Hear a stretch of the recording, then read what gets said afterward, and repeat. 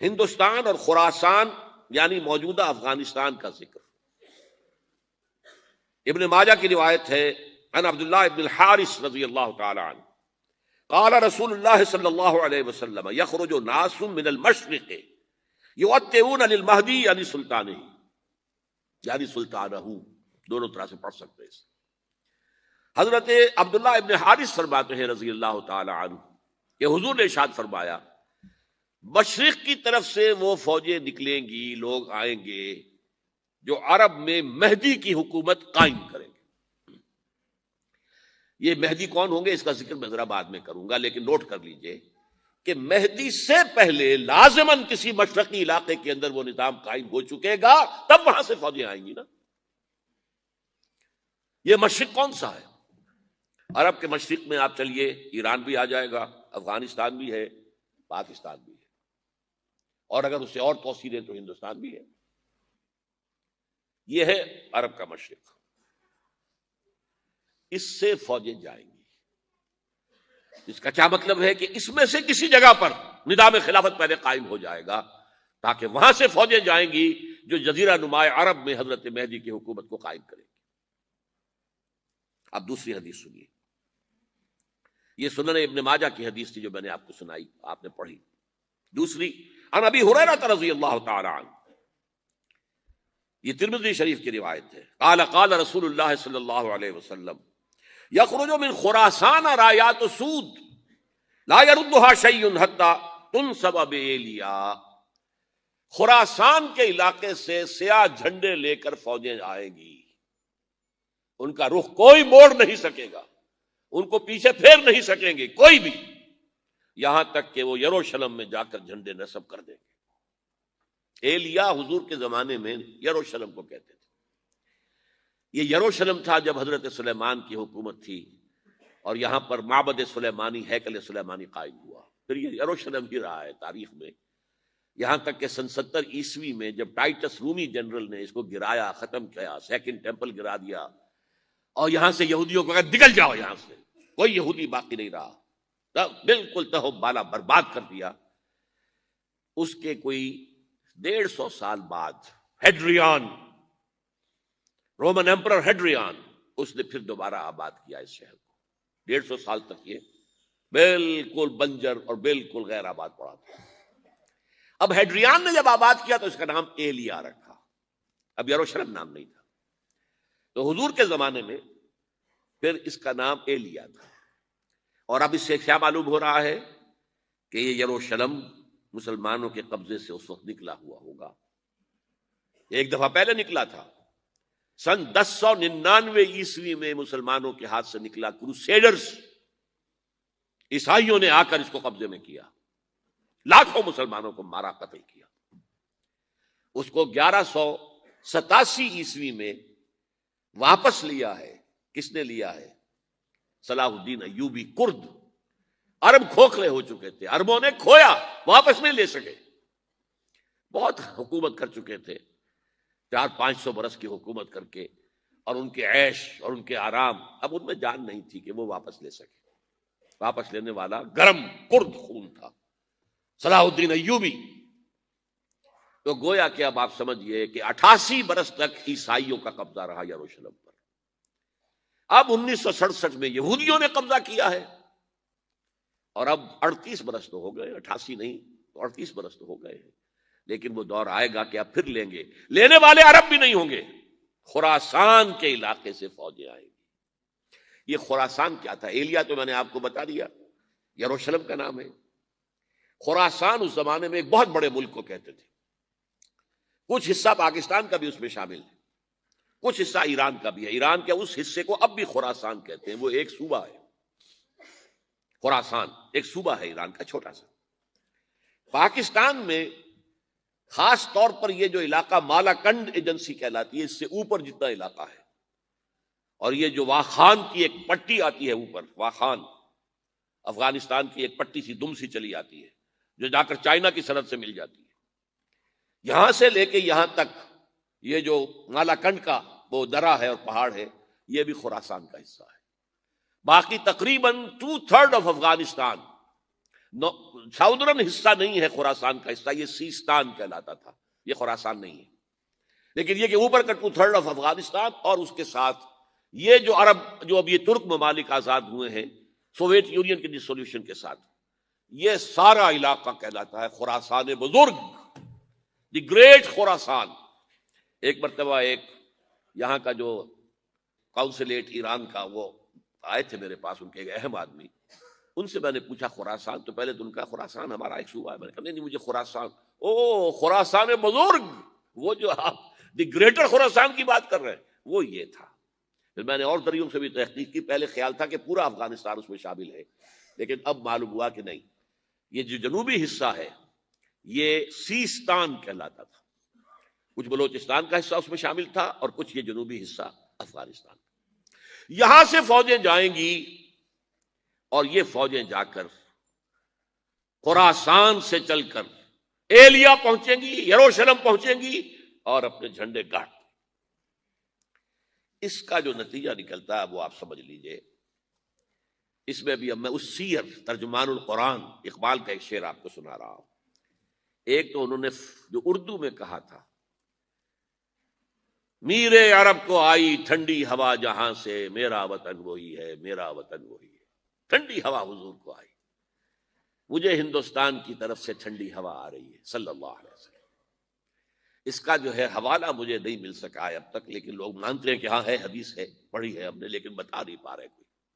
اور ظاہر بات ہے کہ حدیث کا ذخیرہ اتنا وسیع ہے کہ اس میں سے تلاش کرنا آسان کام نہیں ہے، اور اقبال کو کافی علم تھا ان چیزوں کا، تو اس کو بغیر کسی بنیاد کے نہیں کہہ سکتا میرے عرب کو آئی ٹھنڈی ہوا جہاں سے، میرا وطن وہی ہے، میرا وطن وہی ہے۔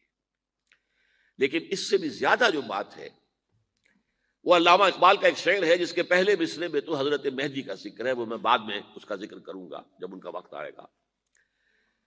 خضر وقت از خلوت دشت حجاز آید برون، خضر وقت، وقت کا خضر، میرے نزدیک وقت کا مجدد حضرت مہدی، وہ خلوت حجاز سے باہر آئیں گے۔ خضر وقت از خلوت دشت حجاز آید بروں، کارواں زیں وادی دور و دراز آید بروں، کارواں اس وادی دور و دراز سے چلے گا۔ یہ وادی دور و دراز کون سی ہے؟ وادی سندھ۔ وادی سندھ کا تصور پتہ نہیں آپ کو کیا ہے، آپ کو معلوم ہونا چاہیے کہ وادی سندھ، یہ سارے ٹریبیوٹس جو آ رہے ہیں جو وادی اس دریائے سندھ میں مل رہے ہیں، جیسے ایک درخت ہوتا ہے اور اس کی شاخیں ہیں، وہ تو درخت کے تنے سے نکلی ہیں، ایک یہ کہ ٹریبیوٹریز ہوتی ہیں، چھوٹے چھوٹے دریا ہوتے ہیں، وہ ملتے ہیں تو ایک بڑا دریا بنتا ہے۔ یہ ٹریبیوٹریز مشرق سے بھی آ رہی ہیں سندھ میں اور مغرب سے بھی آ رہی ہیں۔ افغانستان کا جو مشرقی حصہ اسی وادی سندھ کے اندر ہے، اور یہ موجودہ پاکستان، بلکہ اس میں سے کچھ حصہ جو ہم چھوڑ چکے ہیں، ہم سے نکل گیا دریائے ستلج تک، یہ اس وادی سندھ کا حصہ ہے۔ کہاں آ رہا ہے ستلج؟ سندھ میں، اور بیاس تو ستلج میں پہلے ہی آ گیا، راوی آ گیا، چناب آ گیا، جہلم آ گیا، سب سندھ میں پہنچ گئے، پیٹن کوٹ میں سب پہنچ گئے کہ نہیں پہنچ گئے؟ اوپر سے یہ دریائے سوات آ رہا ہے، یہ دریائے دیر آ رہا ہے، یہ دریا فلاں آ رہا ہے، یہ دریا فلاں آ رہا ہے، سب دریائے کابل میں ہو کر کہاں پہنچے؟ سندھ میں۔ اوپر سے دریائے ہنزا آ رہا ہے، دریائے گلگت آ رہا ہے، کہاں آ کر گرے؟ سندھ میں۔ پھر یہ جو دریا آ رہے ہیں جو ہمارے جو ہے درائے گومل سے چلا آ رہا ہے، ٹوچی چلا آ رہا ہے، کہاں جاتے ہیں؟ سندھ میں۔ یہ پوری وادی ہے، یہ افغانستان کا مشرقی حصہ جو پختون ہے، 100% پختون، وہ در حقیقت وادی سندھ کے اندر ہے۔ یہ دو طرف سے وادی سندھ۔ کارواں زیں، زیں سے مراد ازیں، کارواں ازیں وادی دور و دراز آیت برو، فوجیں یہاں سے جائیں گی حضرت مہدی کی حکومت قائم کرنے کے لیے۔ خضر وقت از خلوت دشت حجاز آیت برو، کارواں زیں وادی دور و دراز آیت برو۔ یہ ہے اس سیر کا۔ حالانکہ یہی شخص ہے جو اپنے خطبات کے اندر نفی بھی کرتا ہے کہ یہ مہدی اور وہ یہ سب تصورات جو ہیں یہ کوئی صحیح نہیں ہے، اور یہ پرانی کوئی روایات چلی آ رہی تھی، ہر مذہب میں تصور ہے، اس طرح کی بات کہی ہے۔ جب عقل سے بات کرتا تھا اس میں ٹھوکریں کھاتا تھا۔ جب دل سے اس کے یہ سیلاب کے مانند چشمہ ابھرتا تھا دل سے اس کی شاعری کا، اس میں ہوتے تھے وہ حقائق کہ جو ابدی ہے۔ اس پر جو اشفاق صاحب ہوتے تھے ہمارے ہاں، اشفاق احمد ادیب، ڈرامہ نگار، تلقین شاہ، انہوں نے بڑی پیاری بات کہی تھی، اگرچہ ان کا مذاق اڑایا تھا روزنامہ نوائے وقت نے، بات بڑی پیاری تھی۔ اقبال ایک دن کا اقبال تھا، ایک رات کا اقبال تھا۔ دن کا اقبال فلسفی تھا، وہ اپنی عقل سے غور و فکر کرتا تھا، اس کا حاصل تو ہے وہ لیکچرز، خطبات، ان میں بہت سی باتوں پر علماء کو شدید اعتراض ہے۔ ایک رات کا اقبال تھا، اسے الہام ہوتا تھا، سیلاب آتا تھا شاعری کا، اور وہ اقبال جو ہے اصل اقبال ہے۔ اور اس کو کہا اقبال نے خود، ڈاکٹر یوئنگ ہوتے تھے جو پرنسپل تھے ایف سی کالج کے، ان کے نام سے یوئنگ ہال اب بھی موجود ہے نیلا گنبد چوک میں، ایک ہاسٹل بنایا تھا انہوں نے، یوئنگ ہال۔ ایک دعوت میں سب جمع تھے، ڈاکٹر یوئنگ بھی تھے، علامہ بھی تھے۔ یوئنگ نے بڑا تیکھا وار کیا کہ ڈاکٹر اقبال، ہم نے سنا ہے کہ آپ جیسا آدمی بھی وربل ریولیشن کا قائل ہے۔ کو پہلے مسئلہ سمجھ لیجئے ورنہ واقعہ سمجھ میں نہیں آیا تھا۔ ایک ہے وربل، وحی باللفظ، قرآن کے بارے میں ہمارا عقیدہ یہ الفاظ اللہ کے ہیں۔ ایک ہوتا ہے وحی، لیکن اس وحی میں لفظ جو ہے وحی کا نہیں ہوتا، بلکہ وہ انسپریشن کہلاتی ہے، کوئی بات آپ کے ذہن میں ڈال دی گئی، آپ نے اپنے الفاظ میں اس کو ادا کیا۔ تو یہ سمجھتے ہیں کہ وحی جو ہے یہ ہمیشہ وحی باللفظ وربل نہیں ہوتی، یہ عیسائیوں کا عقیدہ ہے۔ اور وہ عقیدہ کیوں بنایا ہے؟ اب ایک بات سے بات نکل رہی ہے، انجیلیں 100 سے زیادہ تھیں، اب بھی کم سے کم 4 کو کینونیکل کہتے ہیں، تو ان چاروں میں اختلاف ہے، تو کون سی انجیل ہے؟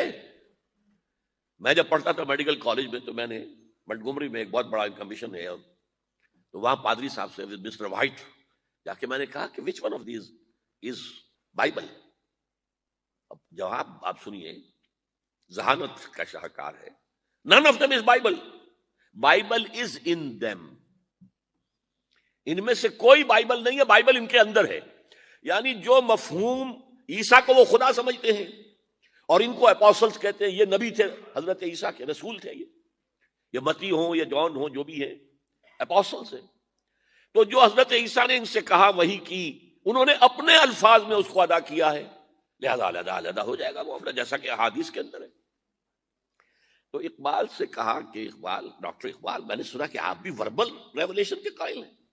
کہ بالکل، اور مجھے تو ذاتی تجربہ ہے، مجھ پر جو شعر اترتا ہے وہ الفاظ میں ڈھلا ہوا ہوتا ہے، میں تبدیلی کرنا چاہوں تو نہیں کر سکتا۔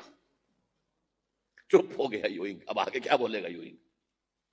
تو بہرحال اقبال کا یہ شعر جو ہے رات کے اقبال کا شعر ہے، یہ اس اقبال کا جس کو الہام ہوتا تھا۔ خضر وقت از خلوت دشت حجاز آیت بروں، کارواں زی وادی دور و دراز آیت بروں۔